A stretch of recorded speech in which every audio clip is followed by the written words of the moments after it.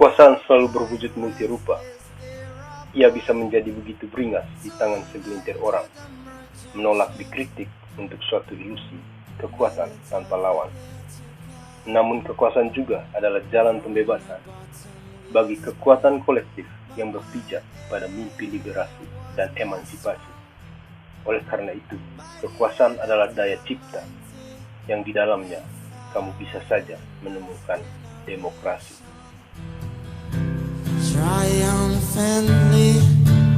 Halo teman-teman, salam jumpa kembali. Sudah lama ya kita tidak mendiskusikan topik-topik terkait dengan isu-isu sosial politik.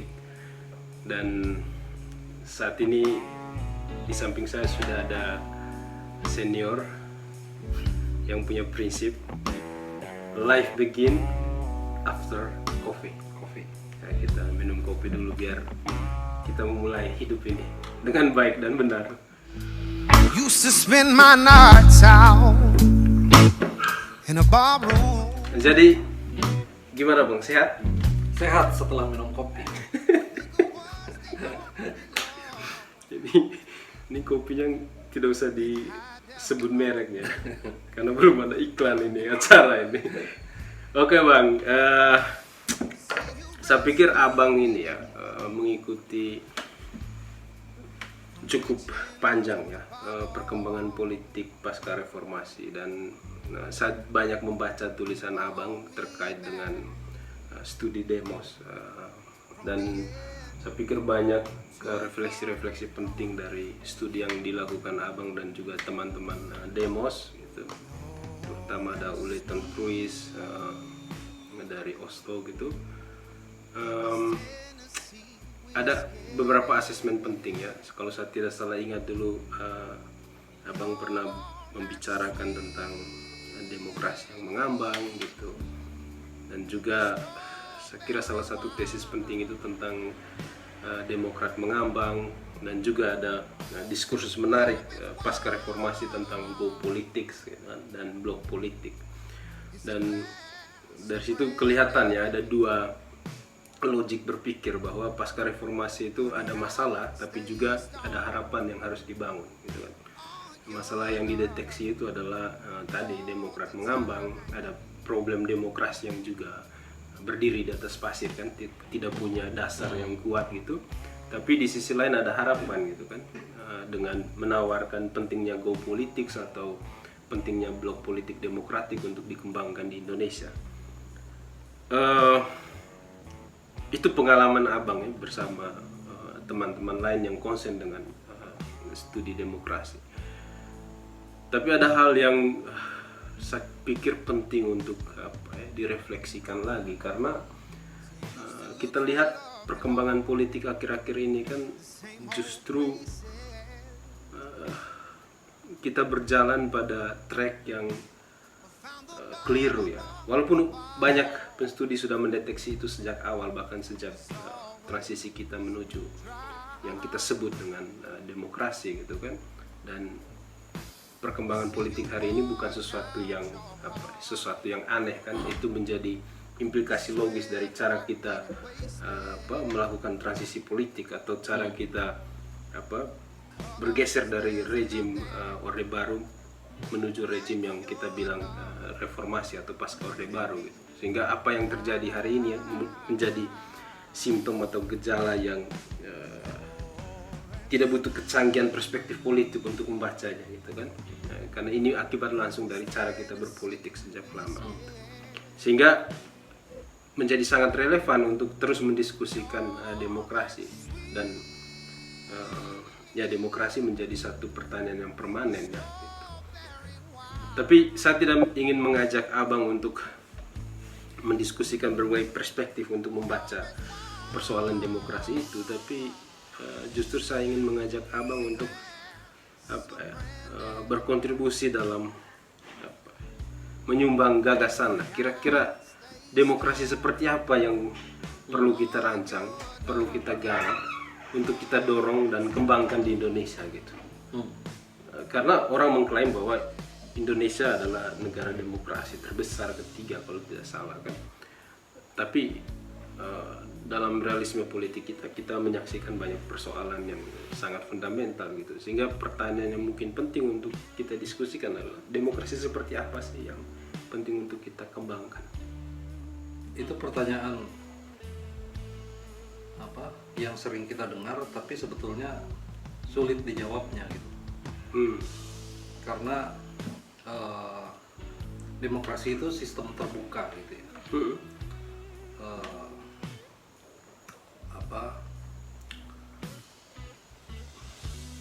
Saya jadi ingat gini, gini jawabnya gini. Saya ingat sebuah definisi ditawarkan oleh seorang ilmuwan politik dari Inggris ya, David Beckham, bukan David Beckham. David Beckham itu di lapangan hijau. Ini di lapangan politik. Ini di lapangan politik. David Beckham dia menawarkan sebuah definisi demokrasi yang saya pikir berbeda dengan definisi-definisi demokrasi yang ditawarkan oleh orang-orang lain. Perbedaannya terletak pada kalau saya melihatnya definisi demokrasi Beckham ini sangat terbuka. Dia mengatakan demokrasi itu sebuah situasi di mana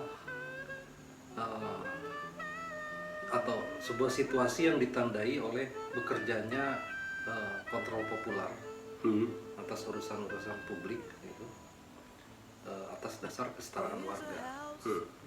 Jadi apapun modelnya, apapun bentuknya, apapun cara implementasinya, sepanjang kontrol populer atau kontrol publik itu bekerja secara efektif,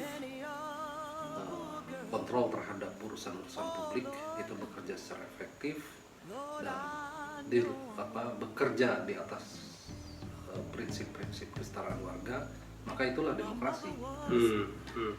Nah, balik ke pertanyaan Bung Rian tadi, model seperti apa yang harus kita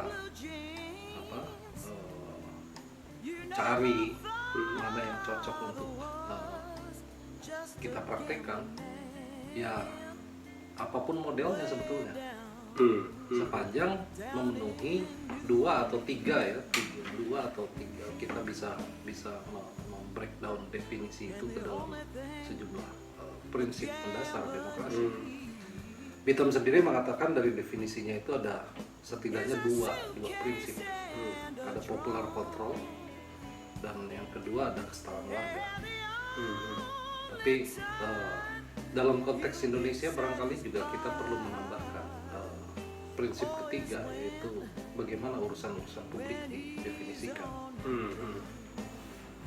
Jadi sepanjang dua atau tiga prinsip utama tadi itu bisa kita implementasikan di Indonesia, maka model apapun itu akan memenuhi imajinasi kita atau gambaran kita tentang situasi yang demokratis. Apa model yang kira-kira sesuai dengan karakteristik sosial, kultural, politik, historical masyarakat Indonesia yang kira-kira bisa memenuhi dua atau tiga prinsip itu. Kontrol populer bekerja secara efektif, urusan-urusan publik itu terdefinisikan secara jelas atas dasar kesetaraan warga negara. Artinya kan Bang ini ya, kalaupun banyak kritik bahwa demokrasi kita sangat prosedural karena hanya berkonsentrasi pada kompetisi elit kan, atau politik itu hanya sebagai satu metode 5 tahunan untuk mendorong sirkulasi elit atau pemimpin politik. Nanti kan dalam konteks tawaran yang Abang bilang itu tidak jadi soal sejauh yang prosedural itu mempertegas atau memperkuat prinsip-prinsip dasar dalam demokrasi tadi kan. Betul. Bahkan sebetulnya dengan apa yang tadi saya sampaikan, saya tidak bermaksud mengatakan prosedur-prosedur demokrasi itu tidak penting. Karena bagaimanapun kalau kita membayangkan demokrasi sebagai sebuah sistem, dia tentu bekerja atas prosedur-prosedur tertentu. Tapi tidak cukup kan? Tetapi tentu saja tidak cukup, karena bukan prosedurnya yang penting, tetapi prinsip-prinsip itu yang Ya, jadi, artinya kan bisa jadi kita bisa menemukan kontrol populer itu dalam proses pemilu. betul, Tapi bisa jadi ada ruang-ruang lain yang perlu digarap. betul, kan? betul, bukan satu-satunya. Jadi kalau ya kontrol populer ya, kalau kita bayangkan ya itu berlangsung baik pada pemilu maupun pada waktu-waktu di antara dua pemilu gitu. Ya artinya kontrol populer harus bekerja secara efektif sepanjang waktu. Dan kalaupun kita mengenal ada sejumlah lembaga penyelenggara demokrasi gitu ya, seperti partai politik, DPR, pemerintahan, birokrasi dan lain-lain. Itu pun bukan satu-satunya lembaga untuk memastikan kontrol populer itu bekerja. Ada civil society, ada komunitas, ada masyarakat, ada gereja, mungkin ada institusi agama lain, ya kan? Ada pemuda, ada perempuan, bahkan ada anak-anak.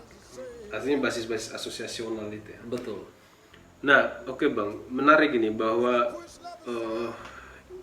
kita tidak meletakkan definisi demokrasi hanya sebagai prosedur dan juga dalam siklus yang spesifik 5 tahun dan lain-lain itu.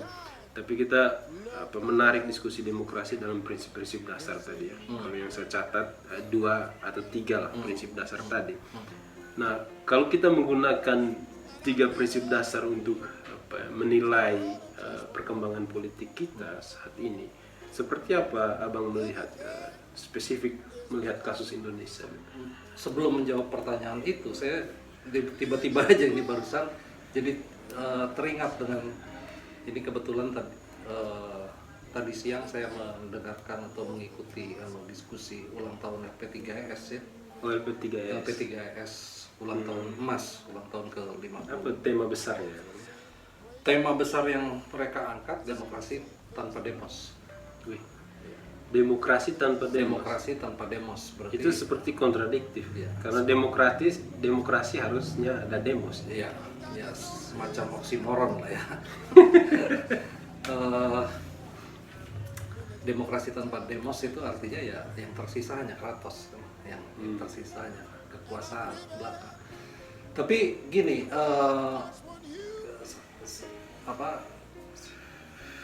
kaitannya acara atau tema yang diangkat oleh LP3S itu dengan pertanyaan Murian tadi, saya kok melihat ada kebutuhan untuk menambahkan satu prinsip lagi pada 2 atau 3 prinsip yang tadi sudah kita bicarakan. Tadi kan kita bicara ada popular control, ada public affairs, dan ada kesetaraan warga. Tapi dengan tema yang diangkat oleh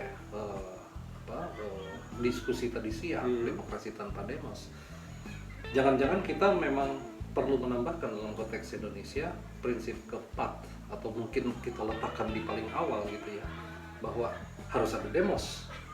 Nah pertanyaannya, selama ini kita seperti taken for granted, kita mengatakan kita menjalankan demokrasi seolah-olah demosnya itu sudah ada gitu kan. Tapi seperti yang tadi diingatkan oleh LP3S, bisa jadi persoalan demokrasi kita ini terus-menerus ada itu gara-gara demosnya tidak ada. Nah, Oke bang, artinya gini, demos itu semacam apa, prinsip universal yang mendasar ya. Iya, Dalam arti bayangannya kalau tidak ada demos, mungkin popular kontrol itu betul. tidak mungkin ada Betul, juga. Kan? betul. Bagaimana kita membayangkan popular kontrol jika yang kita sebut populer itu atau warga atau demos itu tidak ada gitu. Lalu siapa yang melakukan kontrol kan? Nah, tapi gini, sebetulnya kan ini juga menarik nih. Tema itu diangkat di diskusi tadi siang dalam rangka 50 tahun LP3S. Ini tahun 2021 ya. Iya, 2021. Saya ingat belas tahun yang lalu ketika saya Berarti abang sudah senior sekali nih. ya lihat kan rambutnya. Berbelas tahun yang lalu saya sempat melakukan assessment tentang masalah dan peluang demokrasi di Indonesia bersama teman-teman di Demos waktu itu. Demosnya lembaga ya, lembaga. Sebetulnya gejala demokrasi tanpa demos itu sudah kita temukan berbelas tahun yang lalu. Artinya apa? Artinya waktu itu assessmentnya dimulai tahun 2003 itu ya. 2003, 2005 kita selesai terbit buku dan beberapa kali melakukan assessment. Gejala itu selalu muncul. Gejala demokrasi tanpa demos itu muncul. Teman-teman yang teman-teman jejaring aktivis pro demokrasi di beberapa daerah, kalau saya tidak salah dimotori oleh seorang teman di Sumatera Utara, itu bahkan kemudian menerbitkan buku yang kalau tidak salah judulnya juga Demokrasi Tanpa Demos. Berarti ini apa? Jadi sudah beberapa tahun yang bukan beberapa lagi, mungkin sudah belasan tahun yang lalu, sekitar 2008 atau mungkin 2009, buku yang sama sudah ditulis oleh buku berjudul yang sama sudah ditulis sebagai sebuah buku oleh teman-teman aktivis pro demokrasi yang kebetulan waktu itu bekerja sama dalam jejaring dengan Demos. Jadi kalau kita hitung kan berarti dari tahun 2000-an awal sampai 2021, artinya sudah ya kalau tidak mau menyebut 20 tahun lebih ya belasan tahun. Gejala yang sama, membangun demokrasi tanpa demos, itu merupakan gejala yang ajab gitu, yang belum pernah teratasi sampai sekarang. Kalau memang lembaga sebesar LP3S pun pada hari ini itu menegaskan lagi. Artinya kemana nih kita selama ini membangun demokrasi gitu. Kita sibuk dari setiap kali mau menyelenggarakan pemilu, kita sibuk bagaimana menyelenggarakan pemilu secara lebih baik gitu ya, berintegritas, sibuklah kemudian membuat mana format surat suara yang lebih bagus, dicobloskah atau dicentangkah, sistemnya terbuka kan dengan daftar nama atau hanya coblos partai dan lain seterusnya, ataukah apakah kita cocok dengan multi partai, betul, atau hanya partai dua harus disederhanakan dan seterusnya. Kalau kita kembali pada sinyalemen bahwa kita tidak ada demos di Indonesia ini, demos belum ada gitu. Lalu apa artinya itu semua itu? Nah, maka barangkali ya kalau kembali ke pertanyaan Bung Rian tadi di awal, model demokrasi seperti apa yang cocok?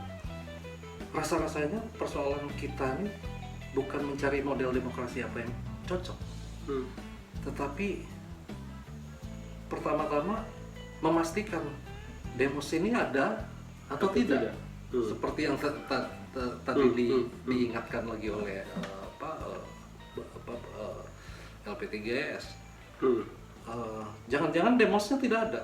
Kalau demosnya tidak ada, bagaimana kemudian kita menuju pada pembangunan demokrasi? Nah, persoalan ketiadaan atau belum terbentuknya demos gitu ya, di sini saya kira itu persoalan yang lebih penting untuk dituntaskan gitu sebelum kita bicara soal model seperti apa.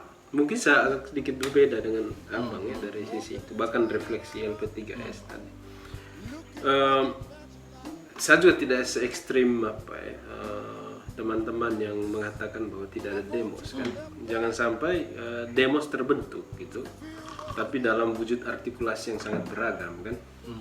Misalnya dalam bentuk gerakan masyarakat adat gitu kan. Mungkin juga ada perjuangan teman-teman di sektor buruh gitu kan, atau juga perjuangan teman-teman mahasiswa dan lain-lain gitu kan, atau bahkan artikulasi yang bersifat religius kan, bagaimana teman-teman yang menggunakan identitas umat sebagai basis mereka untuk memperjuangkan hak-hak ekonomi politik, terutama kalau kita lihat perkembangan masyarakat urban kan, bagaimana agama itu dipakai sebagai satu kekuatan kolektif untuk mendorong kepentingan ekonomi politik mereka kan gitu. Nah, saya kira ini juga bisa kita lihat sebagai atau dideteksi sebagai kemunculan demos itu sendiri kan gitu. Nah, kalau kita terima ini sebagai satu manifestasi dari kemunculan demos itu sendiri gitu, berarti kan persoalan mendasarnya bukan tidak ada demos, jangan sampai ada soal lain gitu kan, jangan sampai ada soal lain yang perlu segera kita respon juga gitu kan. Jangan sampai persoalannya pada keragaman artikulasi ini tapi tidak ada konsolidasi gitu. Jadi jangan sampai persoalannya pada level konsolidasi demosnya gitu kan. Sehingga akhirnya yang terjadi orang terjebak dalam sektor-sektor yang kecil gitu, yang membuat kekuatan-kekuatan yang kecil itu tidak bisa mendorong transformasi yang lebih besar kan. Gitu. Bukan problem pada the absence of demos, tapi konsolidasi demosnya itu sendiri gitu. Itu dari saya Bang. Gimana menurut Abang? Bisa saja itu ditafsirkan seperti itu. Jadi ungkapannya sama, demokrasi tanpa demos, tetapi tafsirnya seperti yang Bung Rian sampaikan. Bukan berarti demosnya tidak ada, tetapi demos itu tidak terkonsolidasi atau juga tidak terhubung dengan upaya-upaya pembangunan demokrasi selama ini. Tapi itu menjadi persoalan serius. Salah satunya kan diingatkan oleh Mas Cornelis Ley ya, almarhum. Ya dia justru juga kan mengingatkan ada dislinkage gitu. Kegagalan kita melakukan politisasi itu membuat keterhubungan yang seharusnya ada antara berbagai level society dengan masyarakat politik itu menjadi tidak ada, menjadi dislinkage. Jadi atau dislinkage antara warga sendiri bisa jadi juga sebelum mereka jadi ada dislinkage secara horizontal, katakanlah seperti itu, di antara berbagai sektor yang ada di masyarakat, termasuk sebetulnya di dalam negara juga, termasuk sebetulnya kalau kita bicara dislinkage di tingkat society antar berbagai kelompok-kelompok masyarakat. Yang ironis kalau boleh saya sebut demikian, itu juga terjadi di kalangan teman-teman atau di kalangan para aktivis masyarakat sipil yang seringkali sebetulnya digelari gitu sebagai pro-demokrasi, aktivis-aktivis atau pegiat-pegiat pendorong demokrasi gitu ya. Tetapi Ya balik lagi ke temuan-temuan assessment yang dulu pernah saya lakukan bersama Demos teman-teman, dan kemarin terakhir juga sempat dilanjutkan di UGM. Itu menemukan keajekan gejala yang sama seperti persoalan ketiadaan demos, persoalan yang dihadapi oleh teman-teman aktivis masyarakat sipil atau aktivis pegiat pendorong demokrasi juga sama nih, punya masalah yang menahun. Apa itu yang saya sebutnya sebagai fragmentasi. Para pegiat demokrasi gitu kan, Bung Rian tentu tahu mereka bekerja seringkali dalam ruang lingkup isu-isu tertentu ya. Ada sebutlah ada aktivis anti korupsi, ada aktivis penegakan HAM, ada aktivis kesetaraan gender, ada aktivis lingkungan dan seterusnya.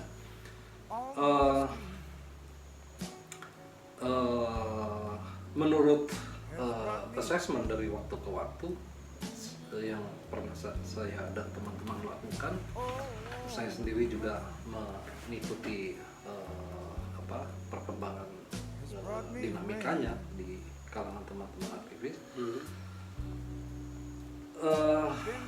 Itu memang punya kecenderungan untuk mengedepankan atau bekerja secara sektoral, mengedepankan isu-isu atau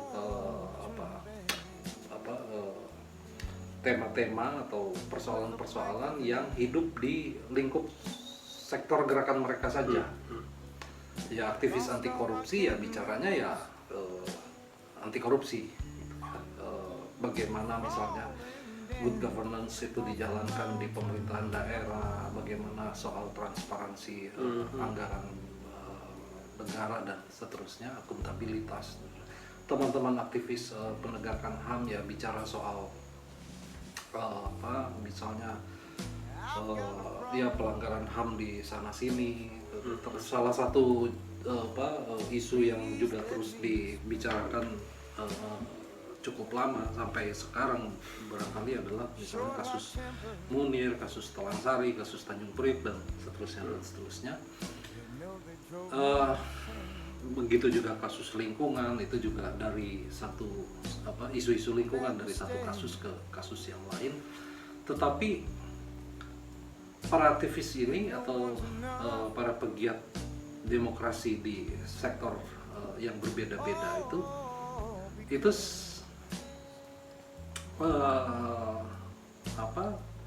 tidak cukup memiliki share ideas tentang kemana kita mau mengarahkan demokrasi kita ini. Artinya kan itu penting ya bahwa sektor itu digarap, betul. Bahkan ada organisasinya gitu kan. Tapi yang lebih penting lagi dalam konteks membangun demokrasi adalah kemampuan merumuskan agenda bersama gitu kan. Sehingga kita bisa mendorong transformasi politik yang lebih kuat gitu kan. Silakan lanjut. Iya, sebab ya saya sepakat ya menggarisbawahi juga jangan sampai kemudian disalahartikan bahwa pekerjaan atau aktivisme di setiap sektor itu tidak penting. Itu tentu saja penting, tetapi sebagai sebuah bagian gitu ya dari gerakan beridealisme demokrasi, ya tentu akan lebih sempurna lagi gerakannya apabila selalu diiringi dengan imajinasi bersama tentang demokrasi ini untuk apa. Semua yang kita kerjakan. Di mana sebetulnya letak pentingnya good governance di dalam imajinasi kita tentang demokrasi. Hmm. Di mana pentingnya perjuangan penegakan HAM dalam imajinasi kita tentang demokrasi. Selama kita tidak menempatkan itu, selama kita tidak meletakkan perjuangan sektor-sektor itu di dalam peta besar demokrasi, ya akhirnya yang kita seolah-olah berjalan sendiri-sendiri. Membangun kerajaan masing-masing. Bukan kerajaan lah ya, membangun apa ya? Ya Koloni masing-masing. mencapai tujuannya sendiri-sendiri lah. Saya pikir kita tidak boleh terjebak dalam arus itu. Maka salah satu PR besar saya pikir selain peringatan yang tadi disampaikan secara tegas, demokrasi tanpa demos, ya adalah mungkin kita perlu berhenti sejenak gitu ya dari pekerjaan-pekerjaan atau aktivitas di sektor masing-masing, berhenti sejenak untuk duduk bareng, merumuskan ini demokrasi ini mau kemana. Saya punya pertanyaan mendasar lagi Bang tentang diskusi terakhir kita ini soal fragmentasi atau sektoralisme gitu kan. Itu apakah ini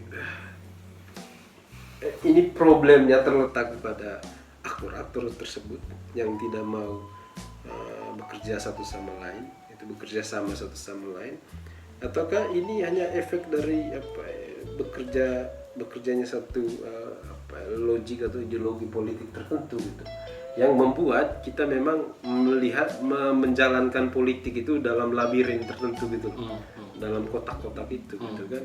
Apakah misalnya ini efek langsung dari beroperasinya neoliberalisme yang tidak mendorong demokrasi itu ke arah terkonsolidasinya satu kekuatan populer yang solid kan.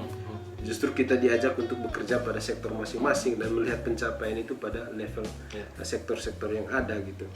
Atau bisa jadi juga ini efek dari satu kerja politik yang tidak pernah didasarkan pada kesamaan perspektif itu kan. Dalam arti gini,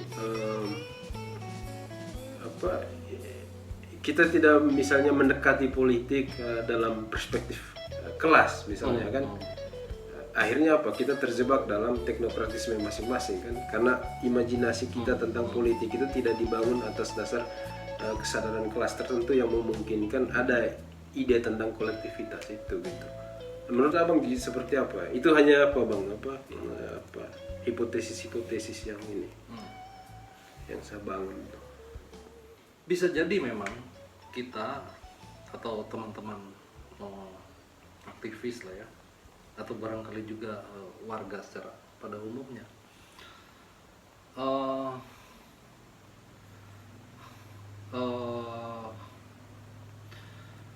punya persoalan yang membuat kita semua ini itu sulit untuk menyampaikan gagasan-gagasan atau kepentingan-kepentingan secara merdeka. Walaupun kita beberapa hari yang lalu baru memperingati kemerdekaan ya, tetapi kita sebetulnya masih belum merdeka sepenuhnya dari jebakan untuk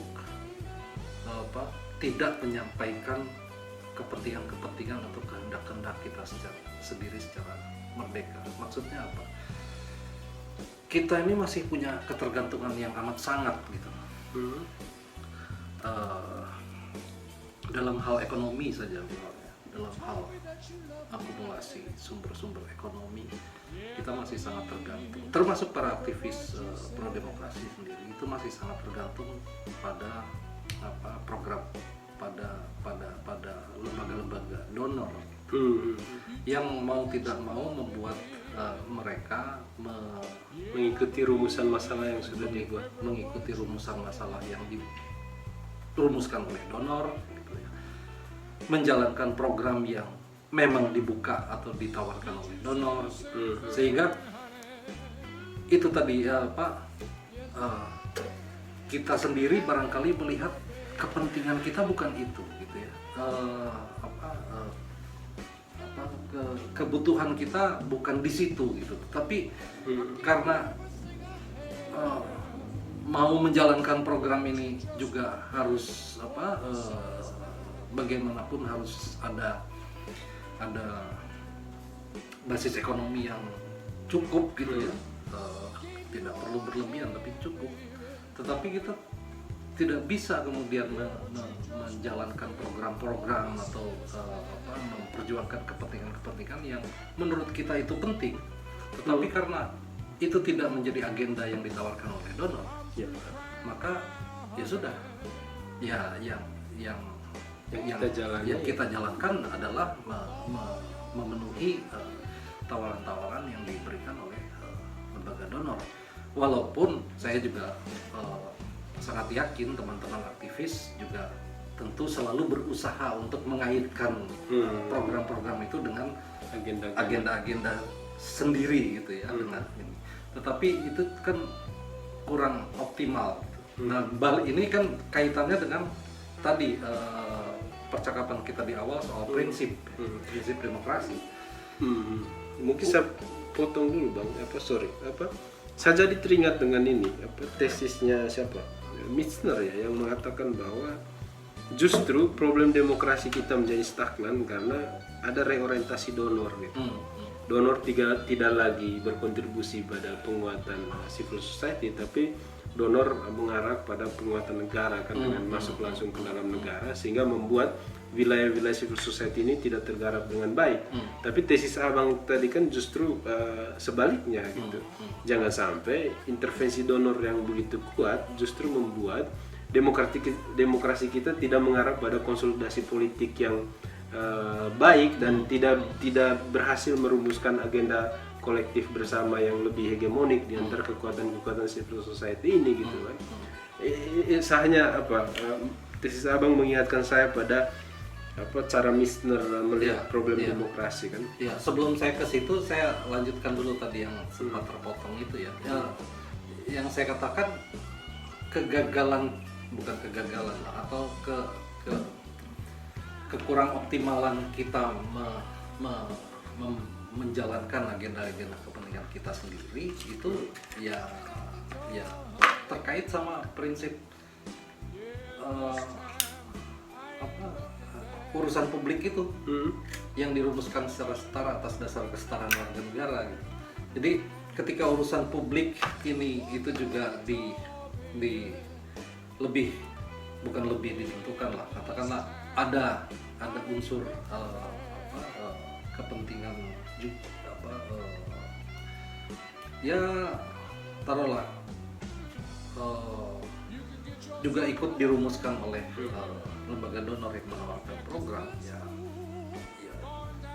ini kan jadi siapa sebetulnya yang memiliki urusan publik ini.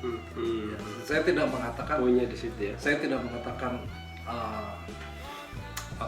agenda-agenda atau program-program yang ditawarkan donor itu sepenuh-penuhnya tidak sesuai dengan kepentingan kita, tetapi ya mau nggak mau di situ terjadi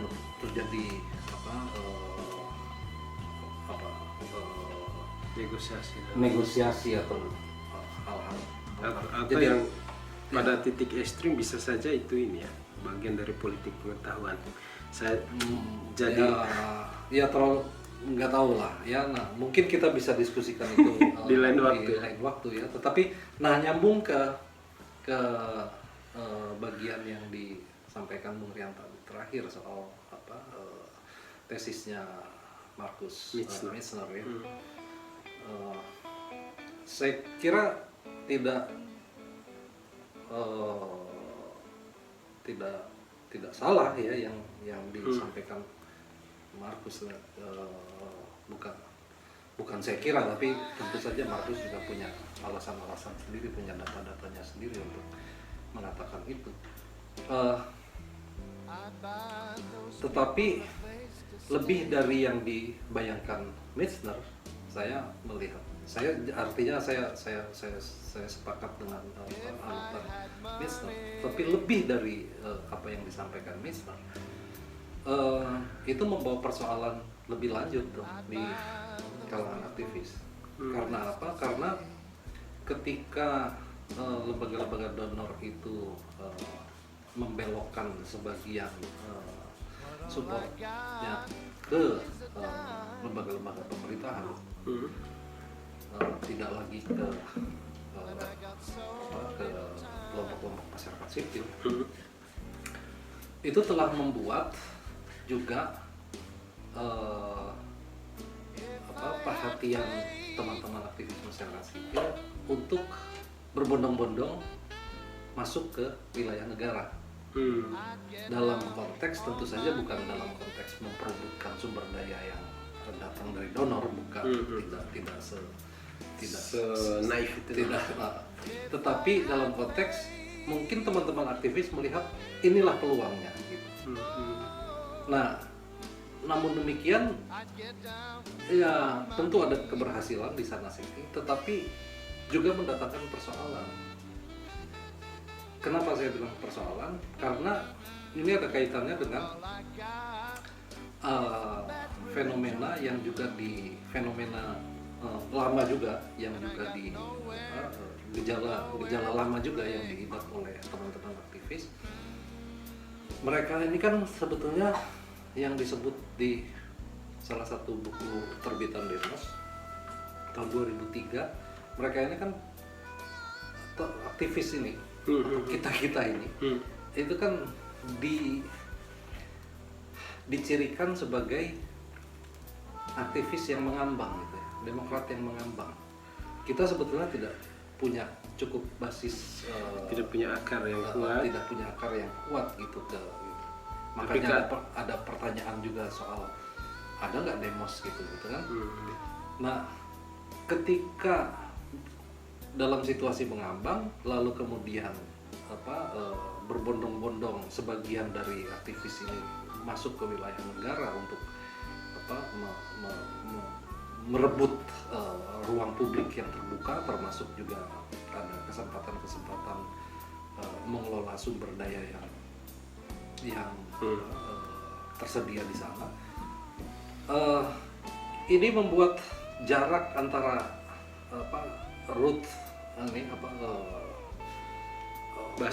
basis warga gitu dengan aktivis itu semakin jauh gitu. Yang dulu saja teman-teman aktivis bekerja di tataran masyarakat sipil itu disebut pengambang. Ketika dia masuk ke ruang negara, ini jaraknya justru semakin jauh, dan itu punya persoalan tersendiri ya. Tapi ini saya pikir isunya isu representasi lah ya, bisa kita pisahkan untuk diskusi yang lain kali gitu ya.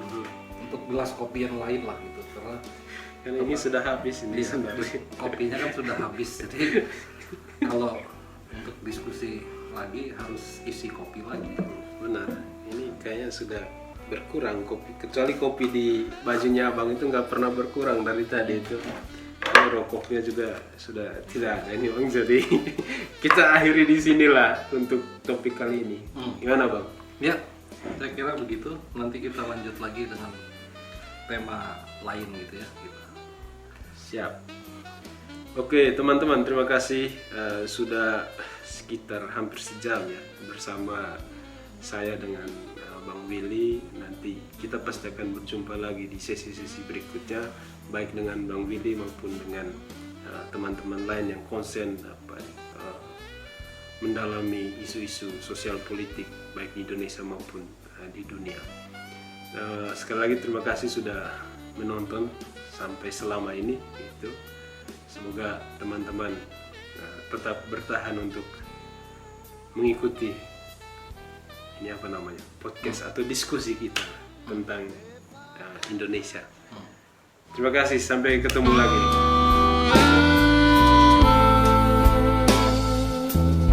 I clean up the whole mess.